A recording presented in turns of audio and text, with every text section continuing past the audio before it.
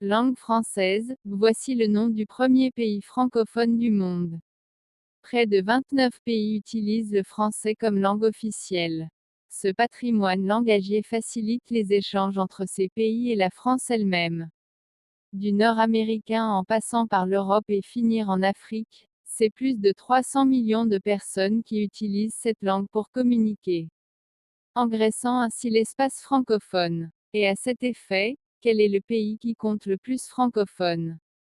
Le français serait en effet la cinquième langue la plus parlée au monde, en nombre de locuteurs, après l'anglais, le mandarin, l'hindi et l'espagnol. Ainsi, selon l'Observatoire international de la francophonie, OIF, 321 millions d'individus à travers le monde savent s'exprimer en français en 2022. Par ailleurs, le français et l'anglais sont les deux seules langues à être présentes sur les 5 continents. Les pays où l'on parle français officiellement, parfois avec d'autres langues officielles, sont la France, bien entendu, les régions francophones limitrophes, à l'instar de la Suisse romande et de la Belgique romane, le Canada francophone et d'anciennes colonies ou d'anciens protectorats français et belges que l'on retrouve essentiellement sur le continent africain. À ce jour, le français est la langue officielle de 29 pays. Comment peut-on définir la francophonie?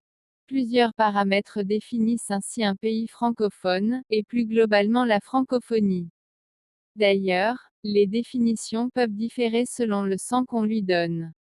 Une donnée importante dans la définition donnée ici, l'usage quotidien de la langue française, outre le fait que le français soit la langue officielle, car ces deux aspects peuvent être décorrélés.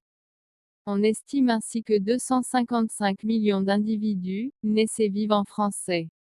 Concrètement, cela signifie que le français est à la fois la langue du foyer et celle de l'école. Elle est aussi, selon cette définition, la langue officielle du pays, mais aussi la langue sociale qui permet de communiquer lorsque les langues maternelles diffèrent entre les concitoyens. Dans ce contexte, la langue française est aussi la langue des médias et de la culture. Pourquoi la rez-de-chaussée est le plus grand pays francophone après la France? D'après cette définition de la francophonie, et donc d'un pays francophone, plusieurs pays africains restent francophones, bien que sortis du contexte de la décolonisation.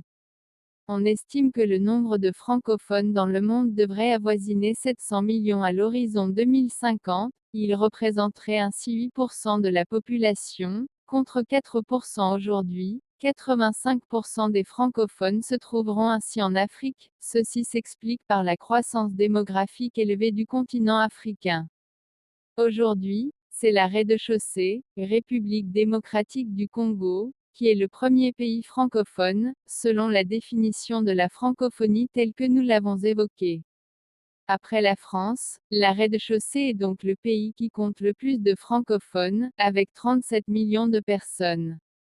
Elle est suivie par le Canada, 10 millions de francophones, et le Cameroun, 9 millions. Quels sont 5 grands pays francophones après la rez-de-chaussée? Comme nous l'avons mentionné ci-dessus, la rez-de-chaussée est le premier pays francophone en population avec plus de 95 millions d'habitants. En outre, on a aussi 3 autres pays après la rez-de-chaussée. Nous avons notamment la France avec plus de 65 millions, Madagascar avec plus de 28 millions d'habitants, l'Algérie avec plus de 11,2 millions d'habitants, le Maroc avec plus de 11 millions d'habitants et l'Allemagne avec plus de 10 millions d'habitants. L'actuel est le palmarès des pays francophones dans le monde. La langue française est présente dans un certain nombre de pays en raison de son passé colonial. C'est d'ailleurs pour cela que le continent africain est le territoire où se concentrent près de 60% de francophones. Et pour ce qui concerne le palmarès de francophones dans le reste du monde, voici ce que vous devez retenir. 1. 66% en France. 2. 48,9% en République démocratique du Congo. 3. 14,9% en Algérie. 4. 13,4% au Maroc. 5. 12,3% en Allemagne. 6. 11,8% en Italie. 7. 11,8% au Cameroun. 8. 11,3% au Royaume-Uni. 9, 11% au Canada.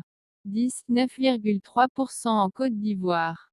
11, 8,8% en Belgique. 12, 8% au Québec. 13, 6,9% à Madagascar. 14, 6,3% en Tunisie.